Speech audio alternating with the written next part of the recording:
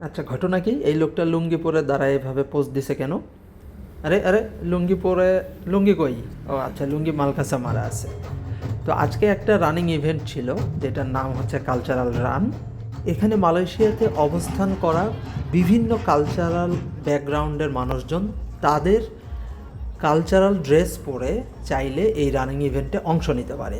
তো এখানে বিভিন্ন বর্ণের বিভিন্ন কালচারের মানুষজন এখানে পার্টিসিপেট করেছিল এবং এখানে ছিল কিছু কালচারাল ইভেন্ট, জুম্বা ড্যান্সের মাধ্যমে ওয়ার্ম আপ।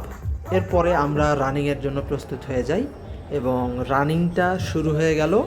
আমরা সামনের দিকে এগিয়ে যাচ্ছি এবং এই লুঙ্গি পরেই আমি রান করেছি এবং লুঙ্গিটা মালকাছা মারা ছিল, লুঙ্গি এবং পাঞ্জাবি পরে।